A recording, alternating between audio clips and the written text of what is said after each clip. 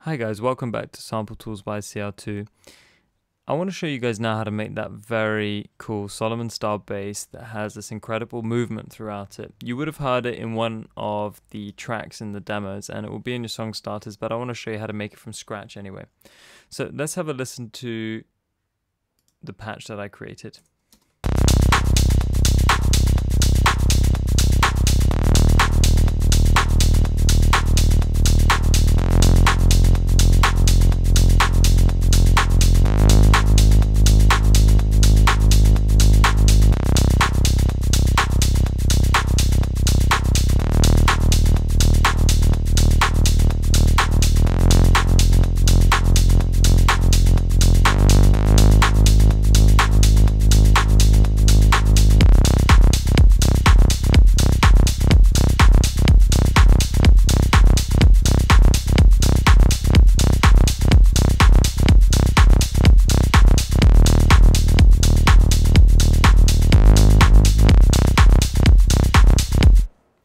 You get the idea.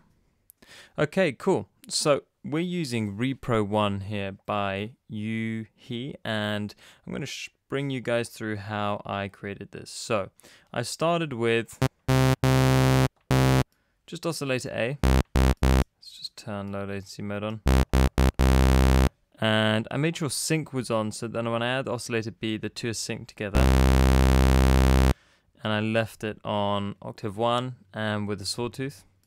Just turned it up a little bit more. And I went straight to the feedback and added some of that, so that kind of thickens up the sound a little bit.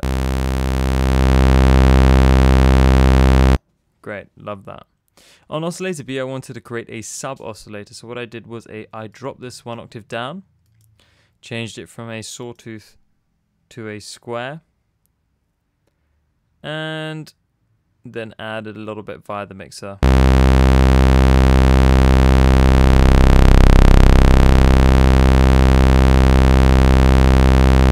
Now it really was just a touch, but it seems to be making quite a nice layer. Next I went over to the filter section and I just pulled the cutoff down a bit so we don't get too much of that fizz through, but then I increased the envelope amount. Now the envelope amount needs to be changed, and that's going to change for how long we hear those high frequencies. So I'm going to increase the decay, decrease the sustain, and increase the release a little bit. So check it out now.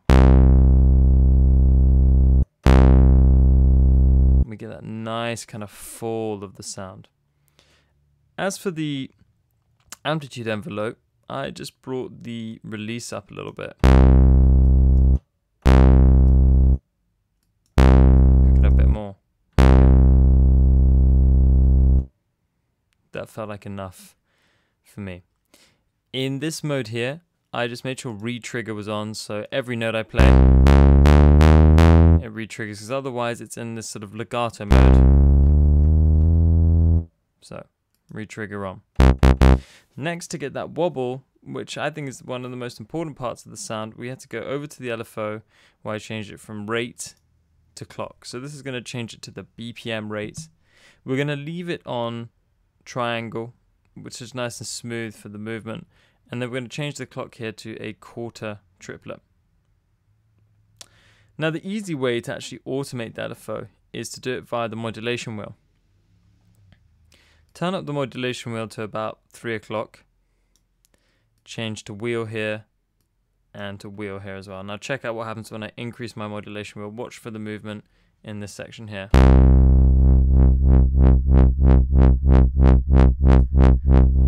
Pretty sick now. Really at that point it was just up to me to create some sort of melody and make sure that it had some long sustained notes so that it could move. So these are the notes I'm using. I'm just going to show you guys here. Piano roll. Sorry, not the piano roll.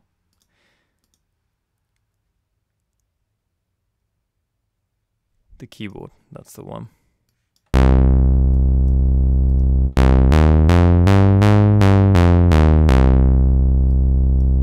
Now watch what happens when I increase the modulation wheel. Get that amazing automation. My melody went something like this.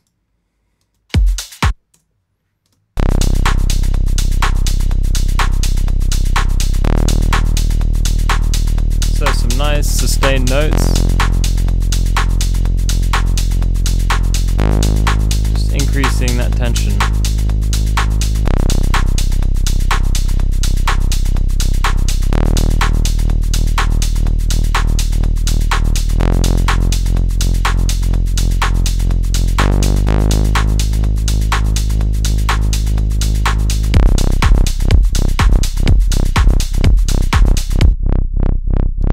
Notice how at this point we start to get that movement in the bass line. This is because of this automation that I've done with the modulation wheel. I've done some gradual automation throughout, just to increase the movement through these notes, which feel a little static at times. So let's just have a listen from this point here. And let's check out the repro one. See the modulation wheel moving a little bit there. And sort of back down for the last minute.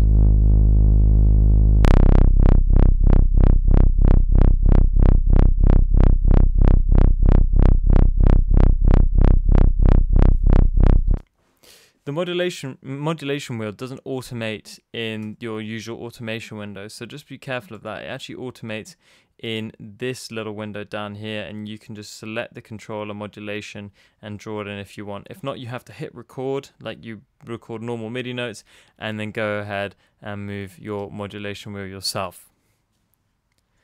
As for the processing, I wanted it to sound even more analog. So what I did was I started with a tape recorder, a sort of reel-to-reel. Saturn's one of my favorite plugins for this. There's some great ones by UAD as well, but this one seemed to do the trick. It adds a lot of fatness in the low end, and overall it just rounds it off a bit. I brought the mix down to 66% because I thought that's where it felt most balanced.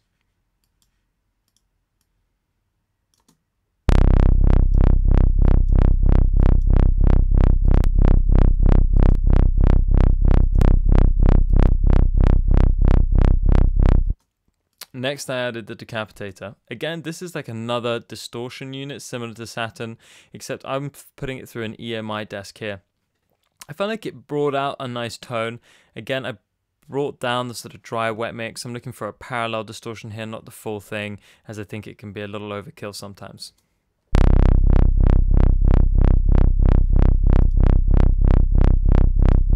Let's add a bit more drive. Tell you what, we've got to take it off. There we go. That's better.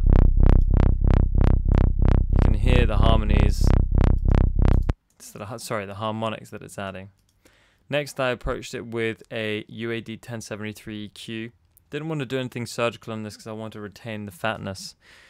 I went in with the low cut at 50, but then a nice boost around 35, so there's kind of a bump around the low end.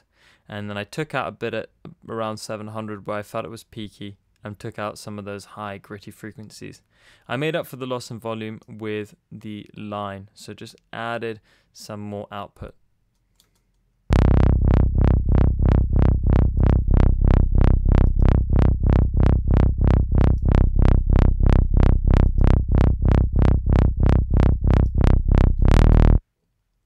Last but not least, a little bit of sidechain, just so it will sit with a kick nicely.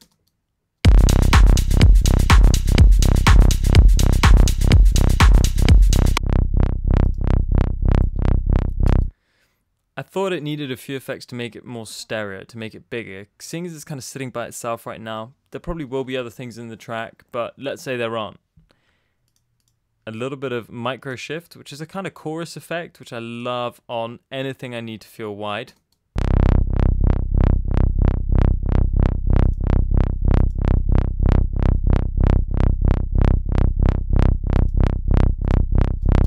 And a little bit of medium reverb. I used the UAD EMT 250 for this.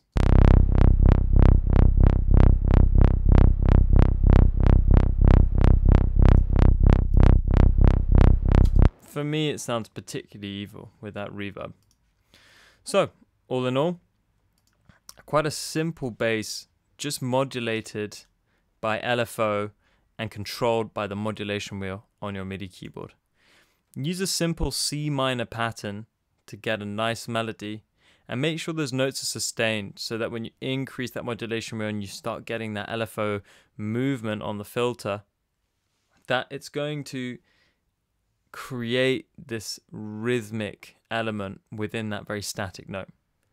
Alright guys, I hope you enjoyed that. I'll see you in the next video.